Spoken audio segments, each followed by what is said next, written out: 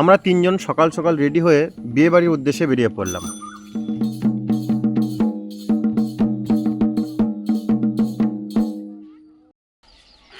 আমরা চলে এলাম বিয়ে বাড়ি। ওই যেখানে বরযাত্রী গেছিলাম সেটাও ছিল মাঠের ধারে একটা বাড়ি, বেশ সুন্দর মনোরম পরিবেশ। আর এখানটাতেও তাই, গ্রামের অন্য প্রান্তে ফাঁকা জায়গায় বাড়ি করা হয়েছিল। হ্যাঁ, আর এই একটু দূরেই গোমড়া ঘাট, অজয় নদী। গেটটাকে সুন্দর করে সাজিয়েছে।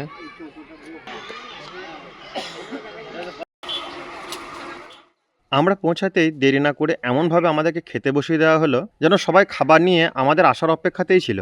তবে শাল পাতায় খাবার পরিবেশন করতে দেখে খুব ভালো লাগলো, তাই আর তর্কে বিতর্কে গেলাম না। বেবি নান, চিলি চিকেন, পনির দিয়ে ছোলার ডাল আর গোটা চারেক রসগোল্লার সঙ্গে একটু বোঝাপড়া সেরে নিলাম।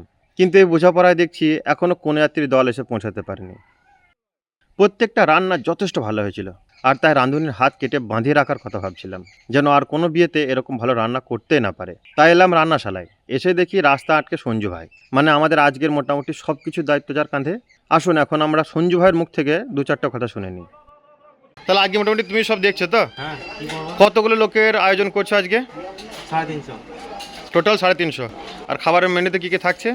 সাদা ভাত থাকবে, মুগের ডাল থাকবে, আলু পোস্ত থাকবে, ছাঁয়রা থাকবে, আর আর তোমার থাকবে দই, পাঁপড়, চাটনি, কোল্ড ড্রিঙ্কস। মানে শেষ পাতে? বাহ। পটল চিংড়ি। পটল চিংড়িও থাকবে? বাহ। এখানে রান্না বান্না চলছে। তো এটা একজনের বাড়ি তৈরি হচ্ছে এখানে। এখানে জায়গাটা ফাঁকা ছিল বলে এখানে রান্নার ব্যবস্থা করা হয়েছে। এখানে মাছ টাছ সবই তৈরি হচ্ছে।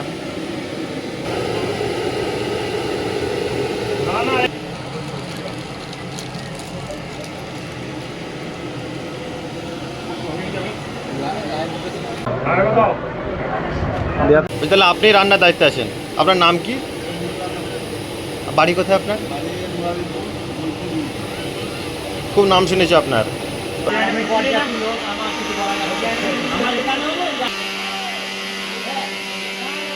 এই রান্নাটাতে 1.5 কেজি মতো পোস্ত দেওয়া হচ্ছে।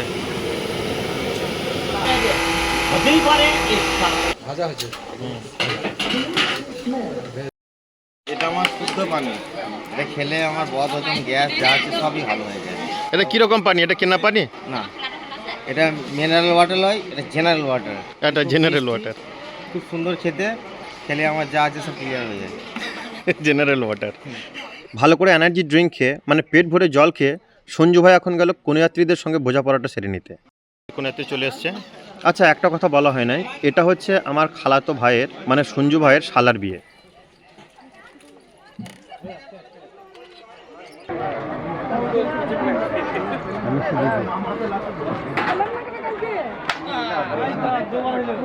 কন্যাযাত্রীদের খাবার পরিবেশনায় দেখলাম সবাই বেশ ব্যস্ত হয়ে পড়েছে। কন্যাযাত্রীদের জন্য এই গরমে প্রথমে জল, তারপরে ফল, আর তারপরে বাকি খাবার দাবারের ব্যবস্থা করা হচ্ছে। তবে এখন ক্যাটারার নামক ইয়াং প্রাণীদের হাতেই বেশিরভাগ বিয়ের খাবার দাবারের দায়িত্ব দেওয়া হয়, আর সেই দায়িত্বভার মাথায় নিয়েই এরা সব কিছু খুব ভালোভাবে ভেস্তে দেয়। তবে একটা কথা বলে দিই, সব ক্যাটারার একরকম হয় না। কিছু কিছু ক্যাটারার আছে যাদের ব্যবহার আরও তুঙ্গে থাকে। যদি আমার সঙ্গে একমত হন তাহলে কমেন্ট করে জানান, আর যদি একমত নাও হন তাহলেও কমেন্ট করে জানান। মানে শেষ কথা হলো কমেন্টটা করেন, যেটা আমার খুব দরকার।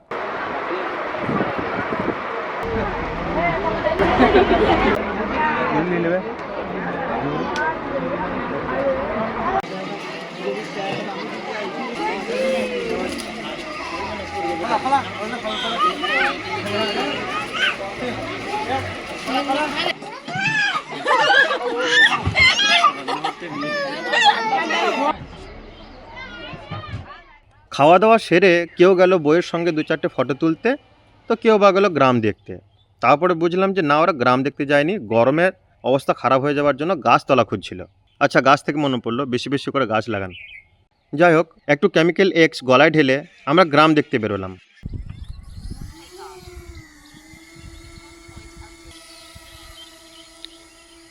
দেখে না।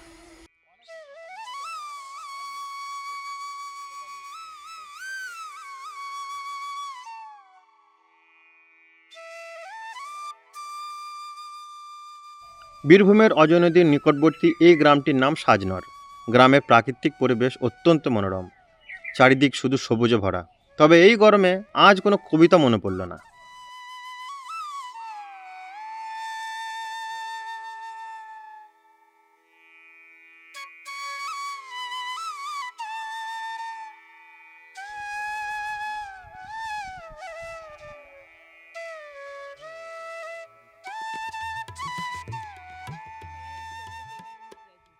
এরকম করে দাও গাছে দেখি একটা ছবি তুলবো এখানে জমির মাঝখানে।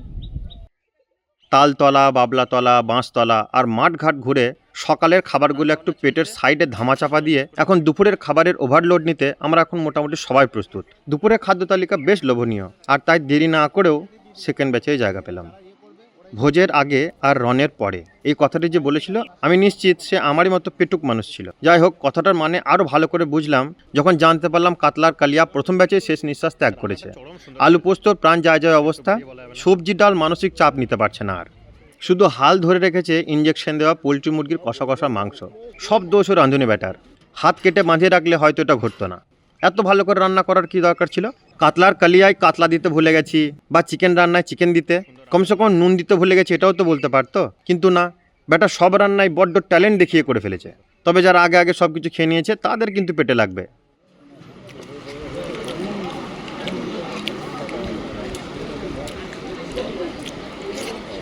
সন্ধ্যা থেকে বলকা টাকা দিয়ে এইটার জন্য তো ওয়েট করছিলাম, যদি আরাম লাগে।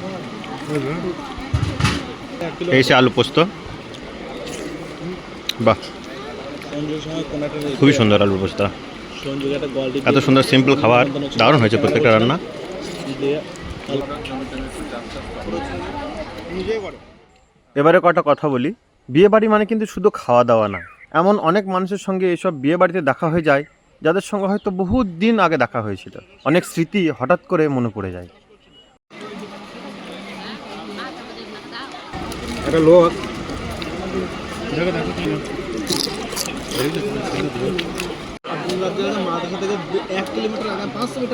এই জোকার সাজা চাচা এত কেন খুশি জিজ্ঞাসা করতে জানতে পারলাম উনি প্রথম ব্যাচে খাওয়া দাওয়া সেরে নিয়েছেন। বাহ, এখন আর ঠেকায় কে, নাচো তাহলে।